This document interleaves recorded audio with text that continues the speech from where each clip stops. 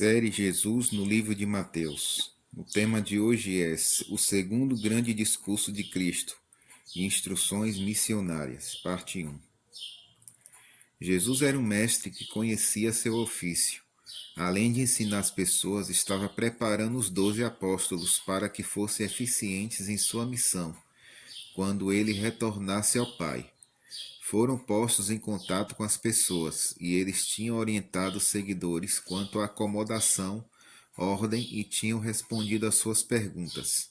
Também atenderam aos interessados, explicando-lhes as Escrituras. Faziam tudo o que os ajudantes fazem em um serviço espiritual da mesma importância que tinha o serviço de Jesus. Porém, nunca tinham trabalhado sozinhos. Sempre trabalharam com Jesus e agora precisavam praticar sem a presença do Mestre. No capítulo 10 de Mateus, nos conta como Jesus planejou e como instruiu quanto à sua vida para o campo missionário. A missão para os 12, que está nos versos em Mateus 10, versos 1 até o 4. O plano missionário incluía, primeiro, autoridade sobre as forças do mal, sobre as enfermidades e sobre todas as debilidades do ser humano.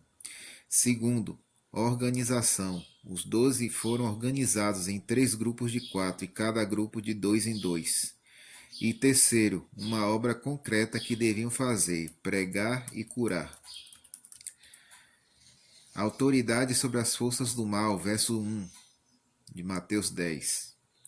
Em primeiro lugar, deu autoridade aos 12. Não era a autoridade dos dirigentes sobre os dirigidos. No futuro haveria dirigentes, mas não dirigidos, porque entre seus seguidores, os líderes são servos da comunidade, cujos membros seriam todos os voluntários, incluindo aqueles que recebessem salário. Todos entram na obra de Cristo por opção pessoal. Não são forçados, contratados ou assalariados. São voluntários e voluntários não exigem direitos, só estão ali para servir. A autoridade conferida aos discípulos era a autoridade sobre os inimigos da causa de Jesus. Deu-lhes autoridade sobre os espíritos impuros, diz Mateus, para expulsá-los quando os encontrassem pessoas possuídas, por eles. Sim, e mais, essa autoridade abrange tudo que está relacionado com o reino das trevas. Trata-se de autoridade completa sobre as forças do mal, ou seja, as forças do mal não teriam autoridade sobre eles. Isso seria verdade para todos os que viessem a integrar a causa de Jesus em todos os tempos. Isso quer dizer que os discípulos modernos também não devem respeitar as forças do mal. Têm autoridade para entrar em seus domínios e libertar seus cativos. Podem libertar do poder que tentarem exercer no interior deles mesmos. Por causa da autoridade concedida por Cristo aos discípulos, o mal não teria força para arrastá-los a seus domínios. Livres do mal, poderiam cumprir a missão com determinação e segurança. Em segundo lugar, Jesus lhes deu um ministério de saúde. Eles deveriam curar toda enfermidade física, a enfermidade que afeta o corpo.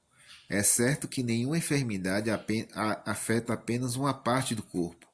Todas afetam a pessoa por completo, mas é pela parte física que a maior parte das enfermidades é identificada. Um cego, por exemplo, tem olhos doentes. A caminho da casa de Jairo, Jesus curou um cego. O leproso tem afetado os músculos e a pele. Os discípulos teriam poder para curar a parte visível da enfermidade. Essa missão não terminaria nunca. Deveriam curar os doentes, fosse por um milagre ou pelo uso da medicina. Em terceiro lugar, Jesus lhe deu um ministério espiritual sobre todas as debilidades. Também deveriam curar toda debilidade, como a que uma pessoa sofre quando está doente ou convalescente de uma enfermidade. Significa a parte espiritual que adoece quando o corpo também está doente, ou mesmo sem nenhuma enfermidade do corpo. Inclui a recuperação de todas as deficiências que uma pessoa possa ter, espirituais, mentais, psicológicas, intelectuais e emocionais. Os instrumentos que os discípulos deviam usar para cumprir essa missão eram quase os mesmos que Jesus utilizava: cura, ensino e pregação com autoridade. Os 12 apóstolos, versos 2 até o 4. Esta é a primeira vez que Mateus chama os 12 com o nome de apóstolos, que quer dizer enviados. Sem dúvida, porque esta é também a primeira vez que Jesus os envia em uma viagem missionária. É interessante observar de perto os elementos presentes nesta lista. Quase todos eram galileus, pertencentes à mesma classe social, classe média constituída por apenas 10% da população judaica da Palestina. Eram de variados ofícios, pescadores, um publicano, Mateus, um revolucionário, Simão Zelote, possivelmente um titureiro, Judas Iscariotes. Os 12 estão divididos em 3 grupos de 4, cada um com seu líder. Pedro, Filipe e Tiago. Aparecem informações sobre Filipe em João 6, versos 5 a 7, João 12, 21 a 22 e João 14, de 8 a 14. Parece que a menor unidade nesta organização apostólica foi uma koinonia de 4 membros. Por sua vez, em cada grupo, os apóstolos são mencionados de 2 em 2. Isso sugere o modo como realizavam a obra que deviam fazer, de 2 em 2. Se a Igreja hoje observasse os mesmos princípios da organização apostólica quanto às unidades de base que executam a obra, teria êxito semelhante ao que os 12 tiveram nessa missão, bem como a Igreja primitiva no primeiro século. A obra que deviam fazer incluía a pregação do Evangelho do Reino e a cura dos doentes. Instruções específicas. Mateus 10, de 5 até 15. Jesus nunca os enviaria sem antes lhe dar instruções claras. Primeiro, porque jamais confiará uma tarefa a alguém sem lhe dizer especificamente o que deve fazer. Quando uma pessoa sabe o que tem de fazer, conhece sua responsabilidade e sabe avaliar seu trabalho. Sabe quanto tem feito e quanto ainda falta. Sabe se tiver terminado com êxito ou se tiver fracassado. Sabe se seu trabalho produz satisfação a quem lhe confiou a tarefa e, muito importante, se traz satisfação a ela mesma. A pessoa se sente satisfeita e feliz quando cumpre bem a tarefa. Sem instruções precisas, é impossível avaliar o que faz e nunca encontrará seu próprio sentido de utilidade no serviço. Segundo, porque os discípulos ainda não estavam totalmente adequados para a tarefa, embora estivessem muito perto disso. Nunca a tinham feito. Tinham visto como Jesus fazia, mas não era a mesma coisa. Ver não é o mesmo que fazer. Fazer é sempre mais complicado. Além disso, não sabemos se podemos fazer determinada coisa até que venhamos a fazê-la. Instruir claramente como cumprir uma missão ajuda muito para que ela seja cumprida aceitavelmente. E isso foi o que Jesus fez, deu-lhes instruções. Território e objetivo populacional, Mateus 10, versos 5 e 6. Não vão a território gentil, disse-lhe Jesus, nem entre em nenhum povoado samaritano. Isso despertaria preconceito por parte dos dirigentes judeus, colocaria o povo contra vocês e teriam que explicar por que o fazem. As discussões seriam sem fim. Não estamos aqui para isso. Nossa tarefa é a salvação das pessoas e temos que consagrar todas as nossas energias a isso. Tudo que nos distraia é contrário à missão. Não o façam. Mas de preferência, acrescentou Jesus, procurem as ovelhas perdidas da casa de Israel. Este é o objetivo populacional que tem, a nação israelita. Seu território de ação era a Palestina judaica. Jesus queria dar as melhores oportunidades a seu próprio povo. O evangelho do reino era primeiramente para eles. Caso se convertessem, ajudariam enormemente a missão no mundo. A mensagem, Mateus 10, verso 7. À medida que forem, disse-lhes, preguem da seguinte forma: o reino dos céus está próximo e está aqui. Era a mesma mensagem pregada por João Batista. Jesus também pregava a mesma mensagem. Os discípulos deveriam imitá-lo. Fazer um trabalho imitando alguém que o tem realizado com perfeição é sempre mais fácil. Mas não era só isso, não era só por isso que deviam pregar a mesma mensagem pregada por Jesus. Por qual grande motivo então deveriam fazê-lo? Essa era a mensagem verdadeira, a mensagem de Deus para aquele momento e para aquelas pessoas. Como deviam fazê-lo? Não seria com repreensão. A repreensão causa dor e aliena quem ouve. As pessoas estavam cansadas de praticar uma religião condenatória. Já tinham tido suficientes litígios no tribunal. Necessitavam de uma religião de amor, como a de Jesus. Suas palavras eram suaves e penetrantes, seus argumentos claros e convincentes, sua mensagem terna e compassiva.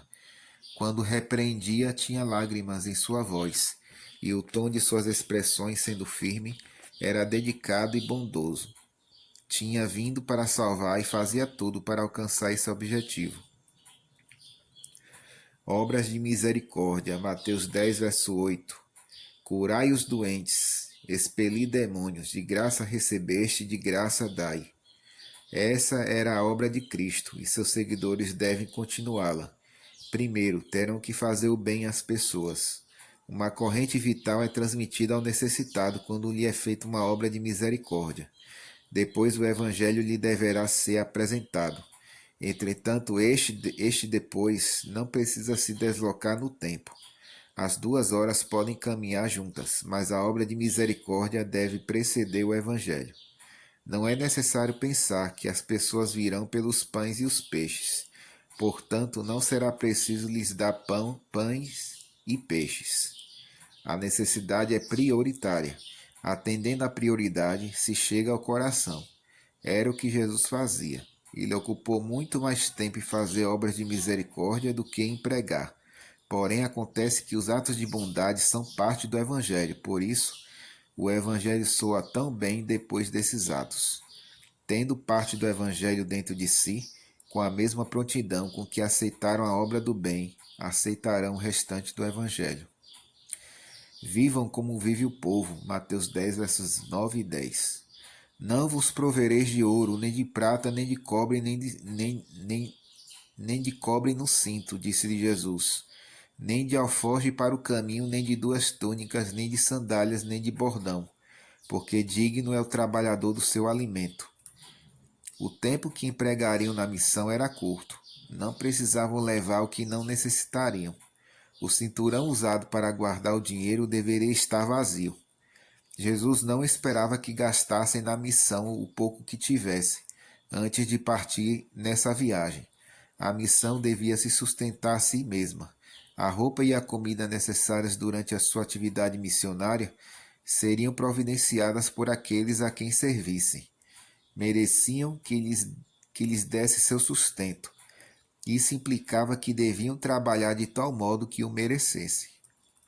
A responsabilidade estava nos dois lados, na qualidade do trabalho desenvolvido pelo missionário e na generosidade dos que fossem beneficiados por esse trabalho. Era importante que se vestissem e comessem como o povo, o que não significava liberdade para comer ou vestir qualquer coisa, mesmo que isso afetasse a saúde. Muito longe disso. Recordemos que Jesus, nesta viagem, enviou os discípulos a trabalhar somente pelo povo de Israel, e eles não comiam alimentos imundos que pusessem a saúde em risco, nem se vestiam indecorosamente. Facilmente poderiam se vestir e comer como eles, sem quebrantar nenhum princípio de saúde. Ao mesmo tempo, poderiam evitar as barreiras sociais que os tivessem separado do povo, provocando sua rejeição. Este era o princípio. Não se alienem do povo. Hospedem-se na casa de uma família digna. Mateus 10, de 11 a 15.